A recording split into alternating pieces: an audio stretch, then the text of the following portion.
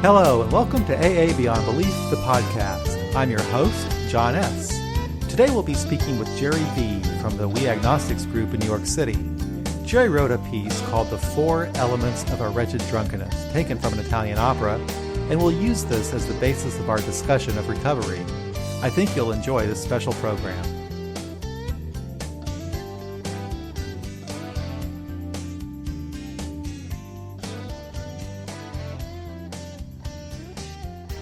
Hey, Jerry, thank you so much for agreeing to do this podcast, and also thank you for writing this beautiful piece that you contributed called 4 Elements. You're welcome. I thought it was great when I saw it, and it was really unique. It comes from an opera, which I do not know how to pronounce. Do you know how to pronounce that? Coronation of Pape is the best. Put it in English. Okay. Okay, then. And you just kind of adapted this to that. Yes. And I thought what I would do, Jerry, if you don't mind, I would just like to go ahead and read it. Sure. And then we can use this as a discussion. Okay. All right, here we go. 4 Elements by Jerry V. 4 elements of a wretched drunkenness. Envy of the happiness of others. Self-loathing. Weariness of the soul. Ailing senses. As part of my recovery, I remind myself of where I was when I hit bottom. I try not to dwell on it. Happy thoughts are so much better. But lest I forget, I find it useful to think about these 4 elements and how they were all major states of mind and body in my drunkenness. Envy of the happiness of others. It was so easy to wish myself out of my body and soul into another person who was richer, younger, and had so many friends, who had a life of balance and pleasure and interest. Self-loathing. This is a constant for any and all drunks. It comes from the broken promise of not ever doing that again, from the plan to have only one drink, from hurtful comments to someone, from behavior that was not the real you, from add your own things that you hated about yourself. Weariness of the soul. The feeling of helplessness and the inability of seeing or having any hope.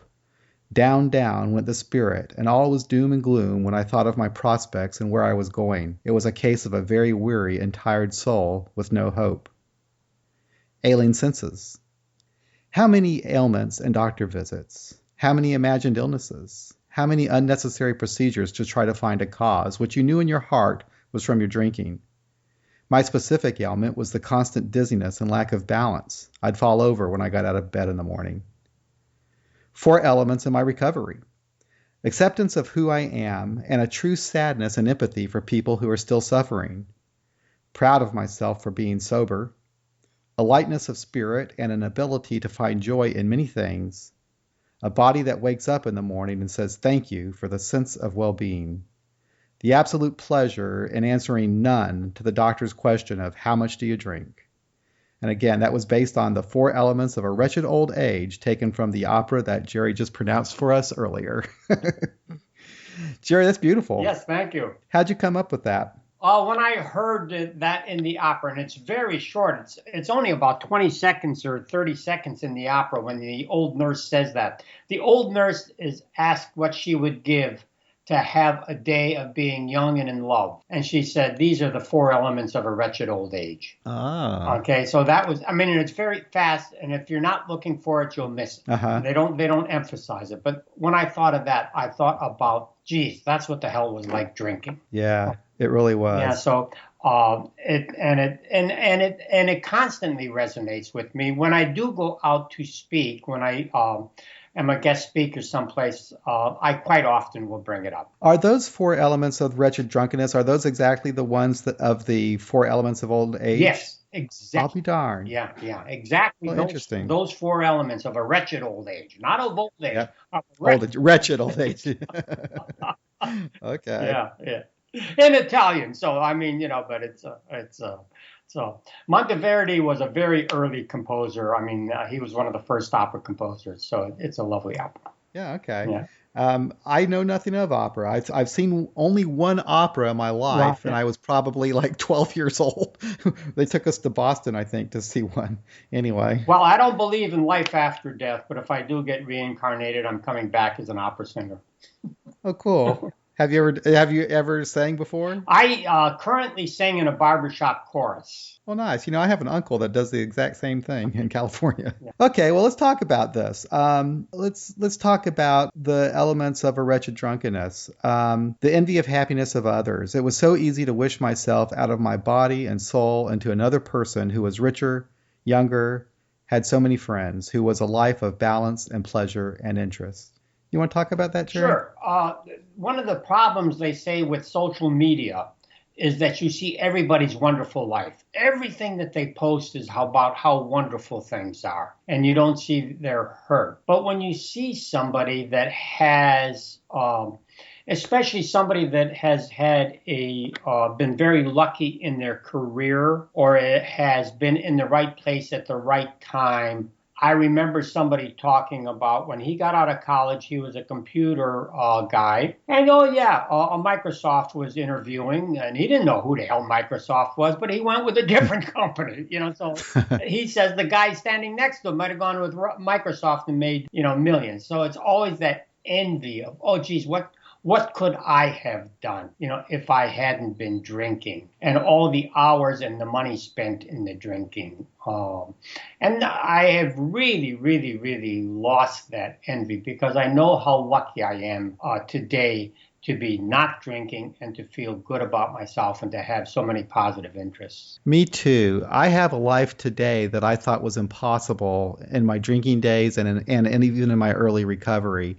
But I do recall having that feeling of envy. I don't know if I recognized it as envy at the time, but it was just this, maybe almost a longing that I could be like other people, that I could have, had a start in life, that I could have graduated college, got married, bought a house, raised a family, did all those normal things. Yeah. But instead I was getting thrown in jail and trying to figure out how to get out of problems and losing jobs and that type of thing. Yes, absolutely. Now, the self-loathing, that's a huge one too, and I agree with what you wrote about that. This is a constant for any and all drunks. It comes from the broken promise of not ever doing that again, from the plan to have only one drink, from hurtful comments to someone, from behavior that was not the real you, from add your own things that you hated about yourself. Wow. Yeah, now when I am in meetings, I hear that so often, where people tried to do something like that. Okay, they're only going to drink on the weekend, or they're only going to drink beer, or they're only going to have one drink. And the just knowing, just hating yourself for what you did, it was such a constant thing. You really, really, and I was a secret drinker. Mm-hmm. And so the self-loathing, it wasn't what people were saying to me. They weren't saying that I was bad. I was saying that I was bad about myself. In fact, when I said to my son, who actually had lived with us when he came, he had worked in the Vietnam and Malaysia for 3 years. He lived with us for 6 months. I said, I'm going to AA. He says, what the hell for? He says, it's my mother-in-law that needs AA. So the people around me weren't loathing me for my drink, but I was certainly loathing myself for that. You did a good job of hiding it from him. Yes, exactly. So yeah, I did the same thing. Yeah, self-loathing. I was a secret drinker, and I hated that. Yep. The thing about my drinking that I guess is pretty common with all of us alcoholics is, man, I did lie to myself thinking that there must be some way I could drink normally. I just never could admit the obvious. So what I would do, Jerry, is I would get off work at 5:00. And I would tell myself, I'm going to go to the bar and I'm going to relax and unwind with a drink. Right. And it was the stupidest thing in the world, because I was never able to relax and unwind with one damn drink. And the next thing you know, I'm totally out of control. It's 3:00 in the morning and God knows what's happening to me, Yeah. I've had some famous drunks. One of my favorite books is Living Sober, and it says, don't remember your last drink, remember your last drunk. Yeah. Well, a couple of years ago, my wife and I went to Athens, and we finally got to the Acropolis. But in 56, I showed up at the Piraeus, which is the port for Athens, and I was going to go to the Acropolis. I didn't get past the first bar. I was like 30 feet into 50 feet into Greece, and that's as far as I got. Yeah. So it's that self-loathing. That just inability to really, really to like yourself. Exactly. I really feel like I had a lot of self-hatred actually because I was killing myself. I was pulling the rug out from under myself. I was making life impossible. And all around me, it seemed like the people that I had grown up with were doing well and moving on with their life. But I also, I don't know if I was a secret drinker, but I was alone when I drank. Yeah. I drank. It's really weird. I drank in bars, Right. but I went by myself. I didn't talk to anybody. I just sat and drank. What would happen is as the night progressed, I would get to the bars would get seedier and seedier, and I would black out. Yeah. And the next day I would go to work and I would look at all the normal people who had probably just had a normal evening the night before. And I would just have this sense of fear that they might find out, that someone might have seen me in one of the seedier places late at night. Yeah. Yeah. Because God knows what I might have done or said. Yeah. Yeah, that's self-loathing. And I think, personally, that was a tough one. It took a while in my recovery, I think, for that to kind of diminish. But slowly and surely, it certainly did. And I began to build some self-esteem over time. Yeah. Yeah. I feel so much better about myself. I can still hate myself for some of the things that went on when I was drinking. But, I just got to let it go. Then the weariness of the soul. Yeah.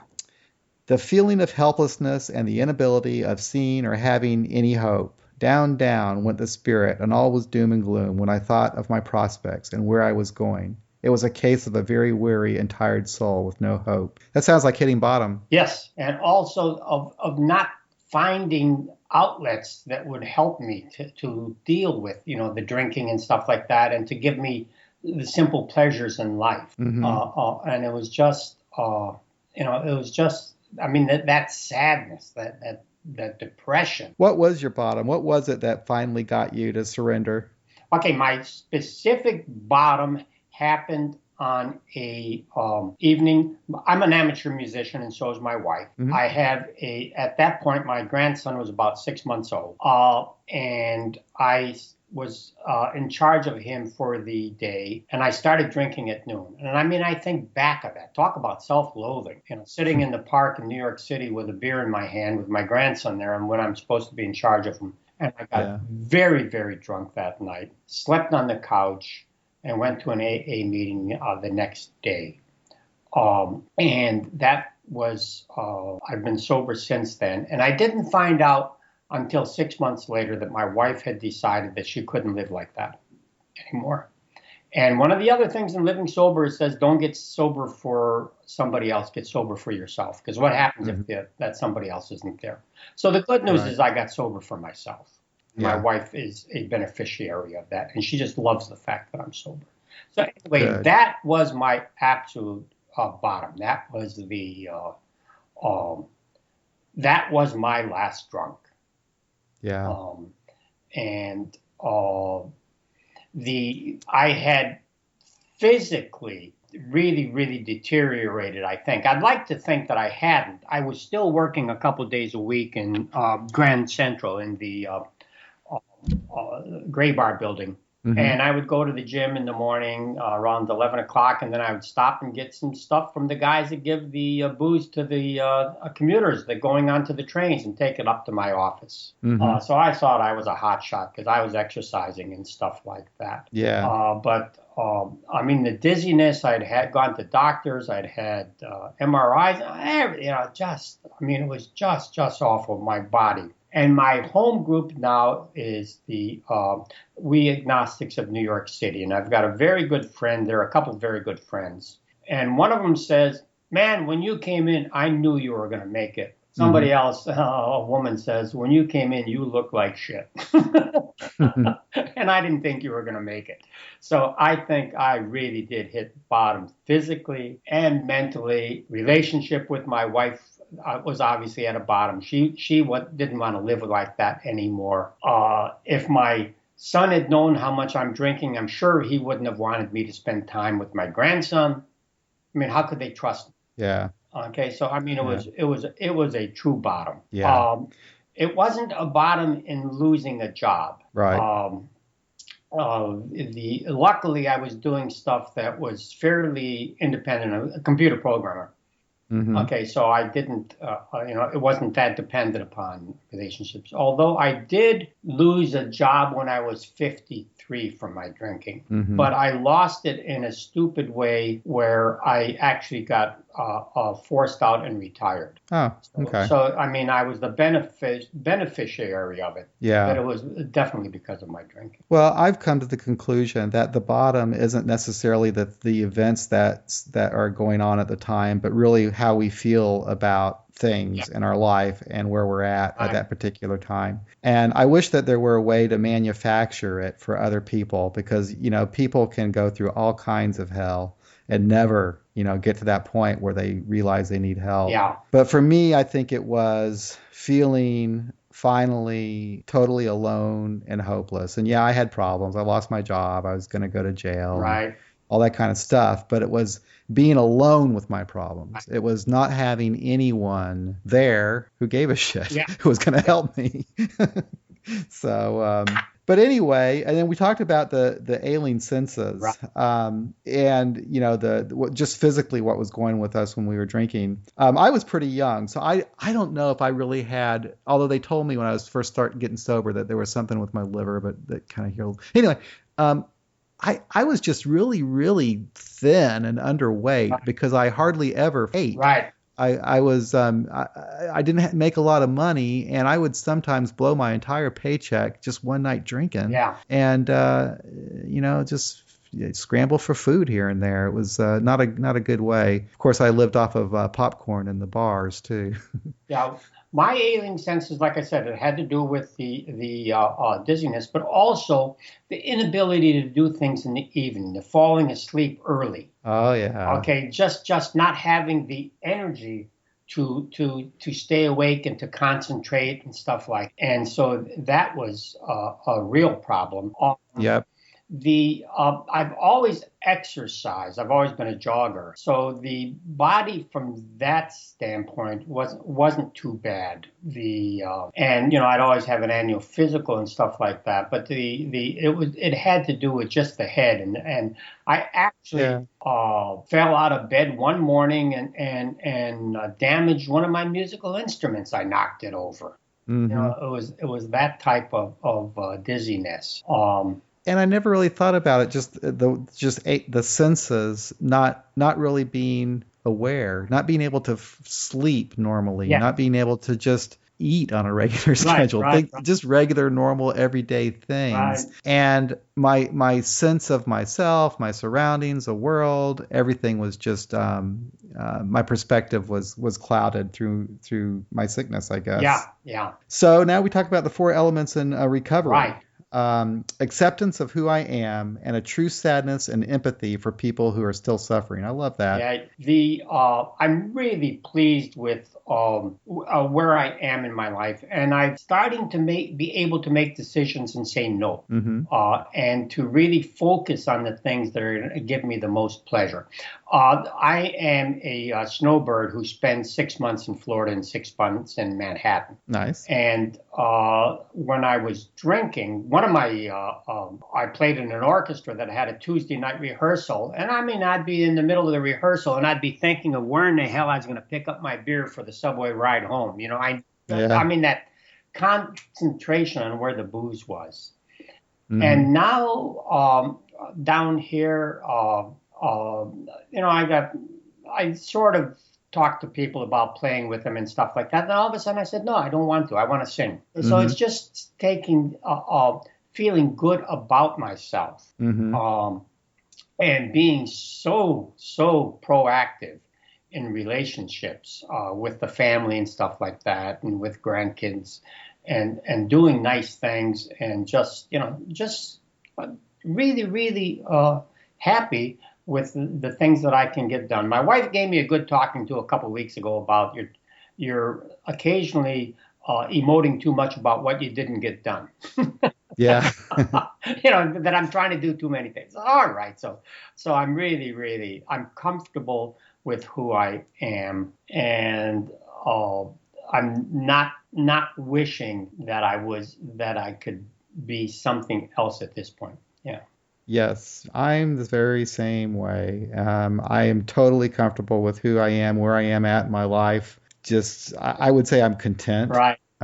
Just to have a very peaceful life. And this empathy for other people, this is really, I guess this is something that's always been a part of me, but I've really been noticing it a lot more the last couple of years.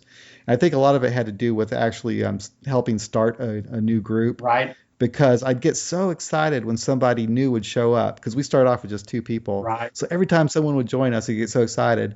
And I started really thinking about those people a lot and caring about those people a lot. And just, it seemed to be more, I don't know, in some ways it was a deeper concern or thought for them than when I was going to my old home group. And that was a neat thing because I kind of felt like that was the promises coming true for me because I was thinking less of myself and more of others. Yes. Yeah. And which I think is really important for our recovery. Right, but every time I look at somebody that's still drinking too much, I just really, really, I just wish that they could see their way clear, to break out of it. That's true with me too. And I don't know about you, but I've had it in my family, mainly my wife's family. Her sister and her sister's husband had really bad drinking problems, and one of them ended up dying. And it was just so frustrating. I came in there to the family, and they all knew I was in AA and sober. And I was just telling them, hey, how it all works and how they were going to get better. But, it doesn't always work for everybody. Yeah, well, I've got an older brother that drank all of his life, never had a real job in his life, would work enough to just get money to drink and stuff like that. The last 10 years, a couple of my siblings and I supported him, and he died early, in his early 70s. My father was permanently institutionalized, probably in his late 50s. Eventually, we had put him in a place out in the boonies of Michigan. We thought he'd be safe there. He ran away from there, died of exposure. I mean, it's just awful, Wow. What the alcohol did. We're fortunate. Yeah, yeah. And you say, proud of myself for being sober. Right. I really am proud of myself for being sober. And it's a good feeling that I was able to do it and that I'm continuing to do it. Mm-hmm. And it's the pride of being able to say no. And I worried quite a bit since I was a secret drinker that I would just slip into a bodega and grab a beer in New York. But that is starting to go down and down. That fear is gradually retreating. And I say in there about the pride of putting none when the doctor asks you how much do you drink. And Yeah. so nice. I mean, when somebody says, "Oh, no, I don't drink," and I'm proud about saying that I don't drink. Yeah. I feel good about saying it. No, I don't drink. My body can't take it, I'll say, or something like that. And I don't have to go into the particulars that I'm an alcoholic or something. I just don't drink. Period. Yep. I think it's good to be proud of it too. Sometimes pride has a bad word in AA, and I guess there could be bad forms of pride. Right. But it's good just to out of a sense of self-esteem to say, you know what, I did something good for myself, and I am proud of it. Right. Yeah. Because it's not easy. Oh no. And you do see people that are still kicking themselves or down on themselves or stuff like that, and you wish that they would have a little bit more pride in being sober, especially Absolutely. the people that will lapse. Yeah. They really get into that and the pride is the opposite of the self-loathing. Mm-hmm. It's the other side of the coin. That self-loathing. No, I don't loathe myself. I'm proud of myself. Yeah. I love myself. Yeah. I'm happy for myself. Exactly. I'm glad that I'm sober and alive. Exactly. Yeah. I don't need a drink. Yep. A lightness of spirit and an ability to find joy in many things. Yes, that has to do with just the happiness and really, really, what's the old one about? Don't get hungry, angry, lonely, or tired, but be angry. And you still hear it all the time when people talk in the meetings about their Yeah. anger driving, their anger that somebody Yeah. was loud in their telephone, their anger. And I used to be in such an angry mode when I would get so angry and tell somebody, what the hell are you doing this or that, doing that, or and it would ruin things for me because that anger would then get into my adrenaline. At a concert, and I'd tell somebody to stop talking, but then I would be so upset that the concert would lose the pleasure for me. You know what I mean? Yeah, you're not right there. You're not even at the concert. Your mind is somewhere else in whatever you're angry about. Yes, exactly. So, but with the lightness of spirit, we were at a concert last week, and my wife says, "Did you hear that telephone go off?" I said, "No, I didn't hear it." Okay, I was into the concert. I had the happiness of just being with it, and I think it also has to do with the exercise. Now has a lighter spirit to it. It's more of a just fun with your body. You don't. I used to keep track. I used to have a thing. I kept track of what I did here and this and that and this and that and this and that. Now I don't. Yeah. Because that's not the point. The point is to just enjoy the exercise. Yeah, I can get obsessive about almost anything. And there was a time when I was actually running. I used to love to run, and I got so damn obsessive about it, where I had to run every single day. I had to do 5 miles, I had to do 10 miles, I had to do races and all this kind of stuff. And finally, I kind of burned out on it. But then I got to this. I started riding a bicycle. Right. And I didn't even think about getting the exercise. I was just having fun riding my bicycle. Yeah, exactly. Yeah. The one that was very, very unusual. My wife and I did a lot of traveling in the Far East, and that's lots of places there have Dachshund Harriers. It was actually founded, I think, in Singapore, and their motto is we're a drinking club with a running problem. Oh. And they chug-a-lug beers. They chug-a-lug beers. Oh, God. Well, I never joined one of the biking clubs here, but I hear that they like to drink too. Yeah, right. But it's a lightness of spirit. I mean, I just feel good talking to you. You know what I mean? Yeah. It's just, oh boy, it's a sunny day out. I'm feeling good. Yeah. What the hell,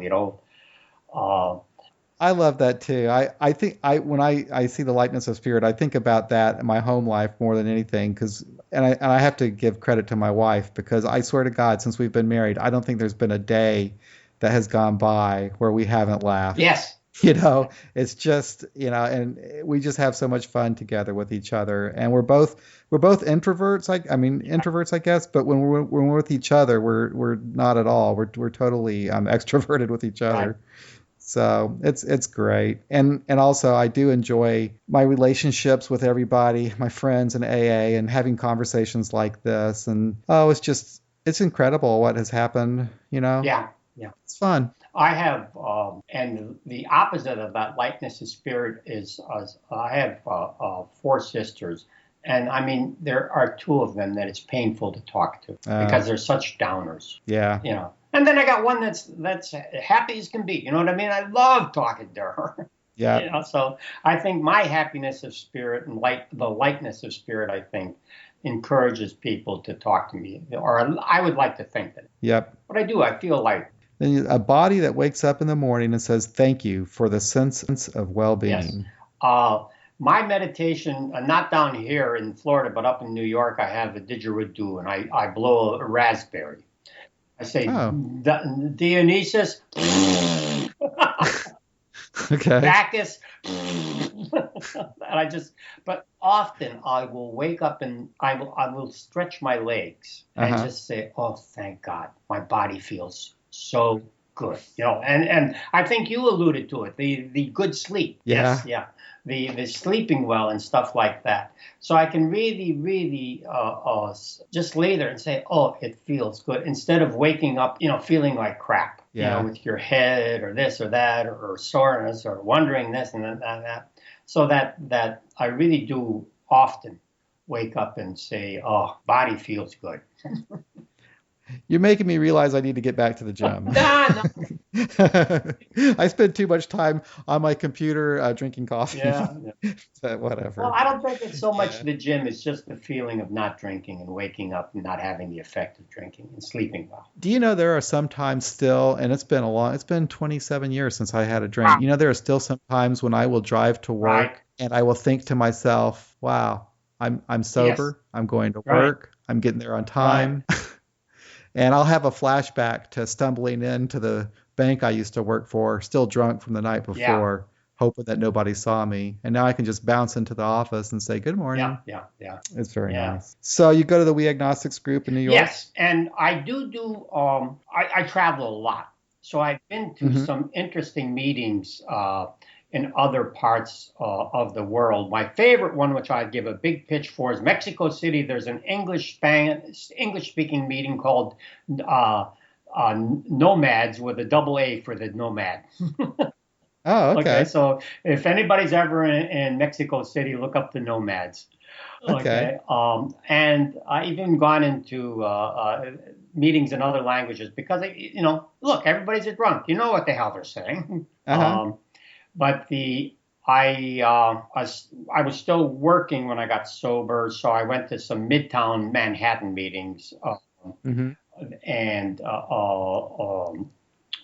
they were okay. But Yeah. I really feel very, very comfortable in the agnostic meetings. Yeah.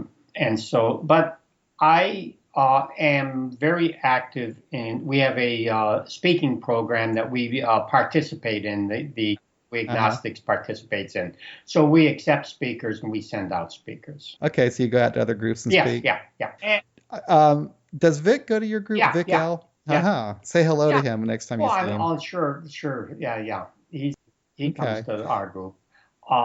And he's also started some other groups, which Uh-huh. when I can, I also get to go to those groups also. I like going to different groups when I'm traveling too. I haven't done a lot of it. I mean, I've been and I haven't really traveled out of the United States since I've been sober. Right, But I did go to a group. I was in New York City back in October. I didn't go to an agnostic group, but I did go to a meeting at the Al-Anon House or Al-Anon right. No, House. I don't know where that one is. Anyway, it was such a nice Right, group. It was the meeting was just one where they had a speaker who talked for maybe 10 or 15 right. minutes, and then everybody went around the room and kind of shared in relation to whatever the speaker said. It was a nice meeting. And then afterwards, a woman who was at the meeting kind of showed me where a coffee shop was, where I went and got my laptop and started working on Oh, our okay, website. very good. Yeah, yeah, yeah. Yeah, The very friendly up there in New York. Florida meetings, there's an agnostic meeting, but it's too far away. And it's not so much it's too far. It's two bridges that come from the beach in Fort Myers. And on a Uh-huh. sunny day with the beach traffic, forget it. Oh yeah, So I go yeah. I once, know. I'm down in Naples, and they're Hmm. fairly religious, but there's one that on Saturdays they read Living Sober, which is very, That's yeah, yeah, good. they read a chapter from Living Sober. Yeah. I know that they're going to end with the Lord's Prayer, and I sit by the door. Do you Yeah, really? and So you just set it out? no, I walk out. Oh, you I leave. leave. There you Yeah, yeah, yeah. go. You know, that's a weird thing. I don't really go to that many regular meetings Right, anymore, but I do go to area assemblies and district committee meetings, and they always close every damn meeting with the moment with the Lord's yeah, Prayer. I've been standing there holding hands with them, just not saying right. anything, just out of trying to be, I don't know, unified with them. But sometimes when they really tick me off, I leave. I don't want to And hold their hand. so nobody ever says anything to me. I just No. leave. Yeah, that's the way to do it. That way you're not, it's just hell with Yeah. this. I wish some of the agnostic meetings wouldn't talk so much about God. I wish they'd talk more about the drunkenness. Yeah. It's sometimes it gets a little bit too much into that. And as far as I'm concerned, forget it. Don't talk about it. Just talk about your drinking and the drunk. Does that even happen at the We Agnostics Oh group? Because yeah. you guys have so established, Oh really? yeah, yeah, yeah, yeah. There's too damn many Yeah. people that talk about their struggle with religion and how they hate religion. No, no, no. Come on, guys. Don't. Yeah. you don't have to talk about that. Talk about your drinking. Talk about the awful things that happened when you were drinking and stuff like that. Yeah, it can be an issue. I think all of our groups struggle with that. Ours did too here in KC, and sometimes still does. It kind of depends. If somebody new comes in who's been having a hard time in AA, and then they do talk about it, and it takes them a while to kind of get over it. But yeah, I agree with you, because you can just talk. I mean, the thing is, just talk about, your recovery and what's going on today. And, it doesn't matter what you believe or don't believe. Just that's an outside issue. And I don't make a big thing of it. When I'm a guest speaker, they'll say, would you like to take us out? And I said, no, I'd prefer somebody else to. Yeah. Oh, really? Yeah. And then they, somebody else will say something, so I just ignore it and stuff like that. I'm going to speak at a group on, I think it's Tuesday, just a traditional group. And I'm going to be very, I've spoken twice at groups since I've come out as an atheist. And one group, it was really terrible. I almost gave like a political manifesto speaking to them. But this next one I go to, I'm just going to tell my story. I'm not going to make a big deal about anything about being an atheist or anything like that. I might just be honest about, when I started, we helped start the group and everything like that. But there's no reason to make myself stand out separate from and different from them, when really we have probably more than 99% in common than there is anything different. We're all alcoholics. Yeah. And for me, it's, my higher power is the group. It's as simple as that. My higher power are the groups and the people in it. People like you. I love reading your daily thing, and it's just, that's the thing that does it for me. Yeah. And we all have the same experience. We have the same experience drinking. We have the same experience in recovery. Right. We just talk about it differently. We use different language, different words to describe whatever we're feeling in our recovery. That's all. That's all there is to it. But and I love it when somebody starts talking about something and I'll say to myself, "Oh yeah, I tried that too." Yeah. Same way, same damn thing. It's oh yeah. I was only going to have 2 drinks or this. Yeah. I'm learning more and more, too, that the real power is our stories. Yes. And I get that a lot just from these podcasts, talking to people, because every single time I come away feeling like, wow, that was great. I feel like I've just been to a meeting. Right. But that's always it. I get more out of people's stories. That's what did it for me at my very first meeting. That's what still helps me today, right. The experience. Yes. Yeah. I do have a couple of other things that I like to talk about, and so you'll be expecting probably within a couple of weeks or so, I'll be sending you some other articles. Okay. So because there are things that I focus on, and so hopefully, it'll I love doing it, because just in the act of writing it, it's as good as going to a meeting, getting your thoughts together and thinking about it and stuff like that. So that's how it is for me when I write. And I haven't been writing as much as I would like to. But when I do write, it flows, because it's more of an emotional process for me to get out whatever I need to get out of my system, to put it on paper, to kind of understand what's going on. Yeah. So, yeah, please do. I'll be happy to. Yeah. This is beautiful what you wrote here, and again I thank you very much for sharing it with us and talking about it. And I hope you enjoy your day down there in Florida, sunny Florida. And look, you can use that material in any manner that you wish. Thank you. What we'll do, we're going to post this as a podcast, and this is going to be right out there as the post for the podcast, the description for the podcast, and it's just perfect. Okay, fine. Thank you very much, and thank you for all the good work you do also. Oh, it's a pleasure. It's I'm grateful John, it's for been it. A pleasure meeting you. And it's I say nice hello to you. all the other drunks. Okay. Drunks. Yeah, we are. All right, Jerry. Well, thank you very much. Thanks. Yep.